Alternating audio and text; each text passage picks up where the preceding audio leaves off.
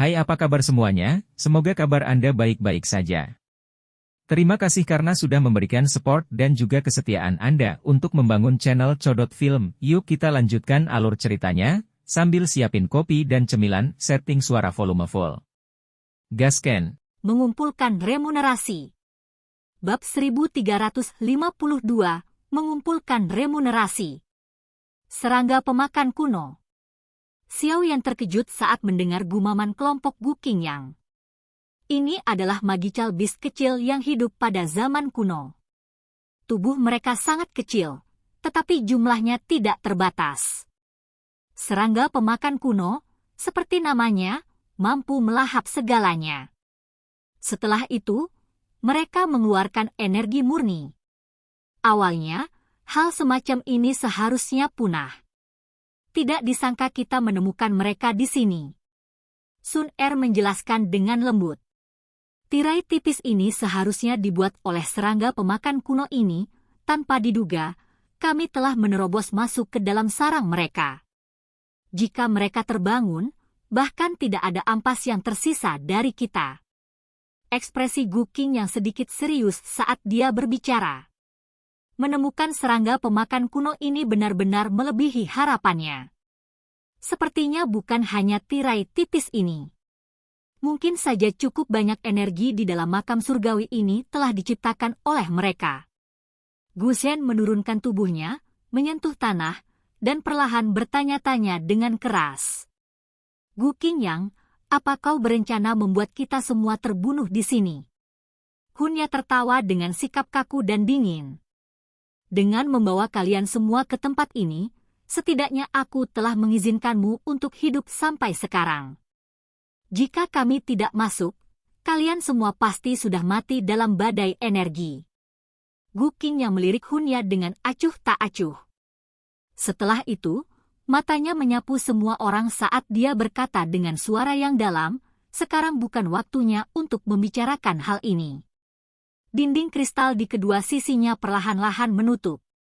Kita harus membuka terowongan secepat mungkin. Jika tidak, semua orang mengangguk setelah mendengar kata-katanya. Sudah agak terlambat untuk mengatakan sesuatu sekarang. Ada badai energi yang mengamuk di luar terowongan. Mereka akan mati jika mundur dan pergi. Sisa di sini juga akan menyebabkan kematian. Satu-satunya cara untuk bertahan hidup adalah dengan membuka terowongan. Setiap orang harus berhenti menjaga kekuatanmu mulai sekarang. Tentu saja, saya tidak akan menghentikan Anda jika Anda ingin mati. Gu Qing yang berbicara dengan suara yang dalam. Dia segera melambaikan tangannya. Mari kita mulai. Iya.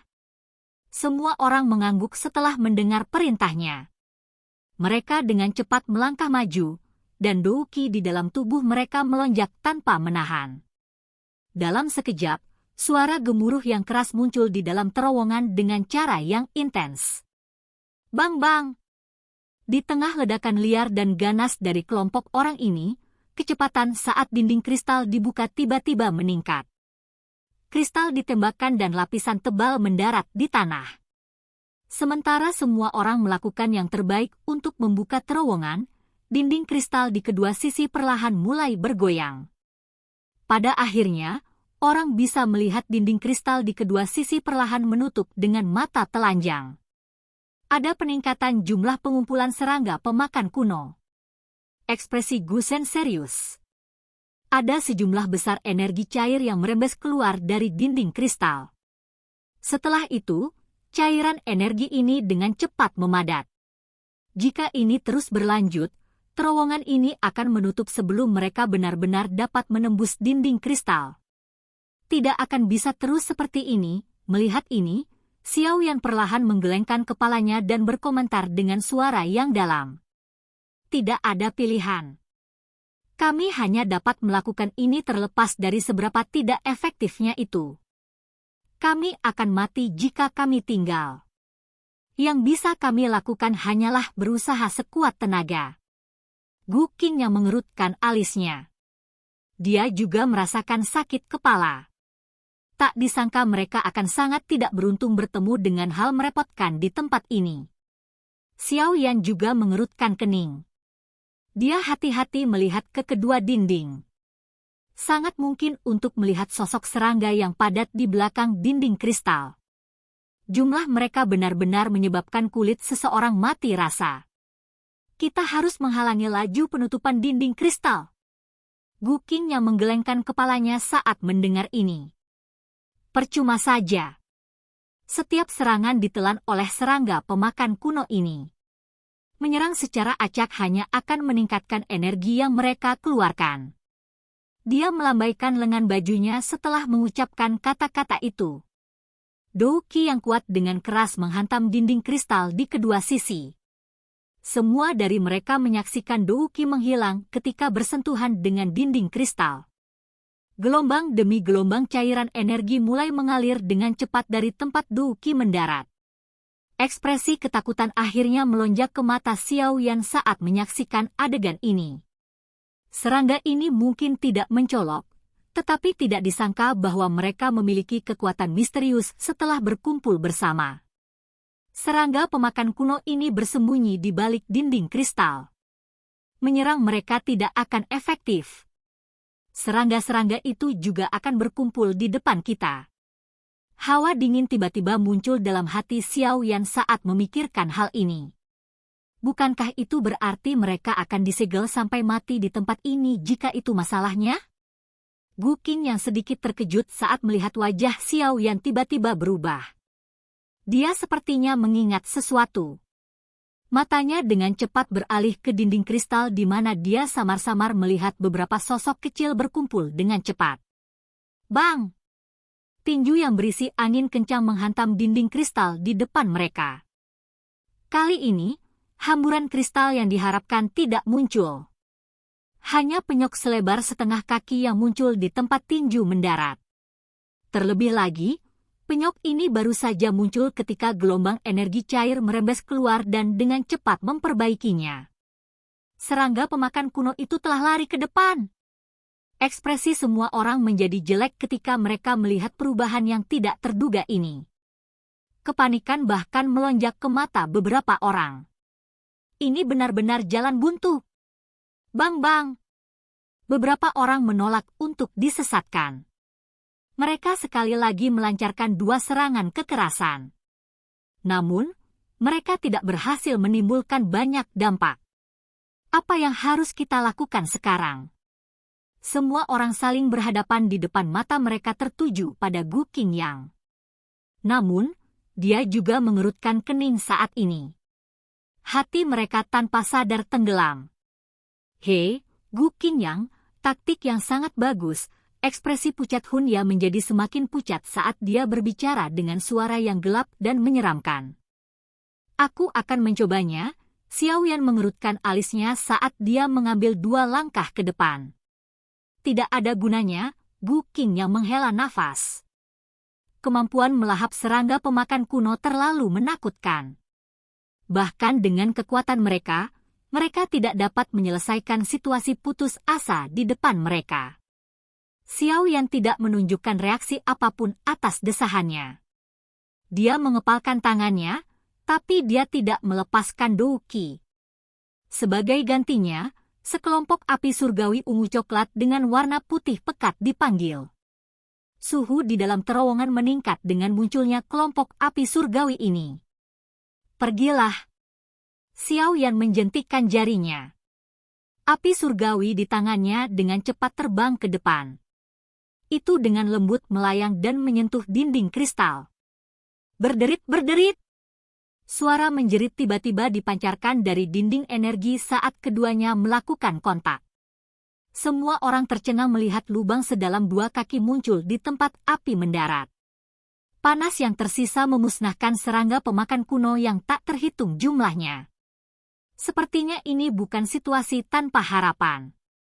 Serangga pemakan kuno ini tidak dapat melahap api surgawi. Xiao Yan menghela nafas lega dan tertawa kepada semua orang setelah melihat efek yang diperoleh api surgawi. Semua orang diam-diam menghela nafas lega pada saat ini juga. Untungnya, mereka bisa menemukan harapan sekali lagi. Xiao Yan, cepat buka terowongan. Sukacita melintas di mata Hunya saat dia buru-buru mendesak. Xiao Yan mengabaikan Hunya. Matanya tertuju pada wanita berpakaian merah dari klan Hun dan pria dari klan Yao. Dia berkata, "Kalian berdua, saya bertanggung jawab untuk membuka terowongan. Namun, saya berharap Anda berdua akan menggunakan api surgawi Anda untuk menangani sisi dan memperlambat laju penutupan dinding kristal. Pekerjaan ini seharusnya tidak sulit untuk kalian berdua." Wanita dari klan yang bernama Huo Shi. Dia memiliki Red Lotus Ye Flame, yang menempati peringkat ke-8 di peringkat api surgawi. Pria dari klan Yao itu bernama Yao Xingji. Dia disebut pengobatan manusia di klan Yao. Level alkemisnya sangat luar biasa. Sun Er, yang berada di samping Xiao Yan, memperkenalkan mereka dengan suara yang hanya bisa didengarnya. Red Lotus Ye Flame. Jantung Xiao Yan berdebar kencang saat mendengar ini. Dia belum pernah melihat api surgawi dari peringkat ini. Huo Ju mengangguk tanpa ragu-ragu setelah mendengar kata-kata Xiao Yan sementara Yao Xingji mengerutkan kening. Namun demikian, dia hanya bisa menganggukkan kepalanya ketika dia memikirkan situasi mereka saat ini. Selain itu, Xiao Yan tersenyum saat melihat mereka berdua mengangguk. Dia perlahan melanjutkan, "Setiap orang harus menyadari betapa besar usaha yang dilakukan untuk membuka dinding kristal ini. Menggunakan api surgawi juga sangat melelahkan. Aku sendiri tidak akan mampu menanggung semua itu. Oleh karena itu, selain Huoya dan Yao Xingji, saya akan membutuhkan inti energi di tangan orang lain." Semua orang kaget saat mendengar ini. Kelompok Guqing yang tidak banyak berkomentar saat mereka mengangguk. Anggota dari beberapa klan yang tersisa tidak keberatan setelah ragu-ragu sejenak. Mereka sadar bahwa apa yang dikatakan Xiao Yan itu benar. Mereka masih merasa lelah bahkan setelah bergandengan tangan. Bahkan kurang perlu dikatakan sekarang bahwa pekerjaan itu akan diselesaikan oleh Xiao Yan sendiri. Saudara Xiao Yan mungkin terus terang, tapi kata-katanya masuk akal. Ini adalah inti energi yang telah kami kumpulkan selama periode waktu ini. Kedua individu dari klan Lei merenung sejenak sebelum melemparkan tas kain ke arah Xiao Yan. Kantong kain mengandung energi yang sangat padat. Dari beratnya, sepertinya ada lebih dari 100 inti energi. Melihat duo dari klan Lei memimpin, orang-orang yang tersisa juga mulai mengeluarkan tas yang menyimpan inti energi mereka satu demi satu. Mereka kemudian melemparkannya ke Xiao Yan.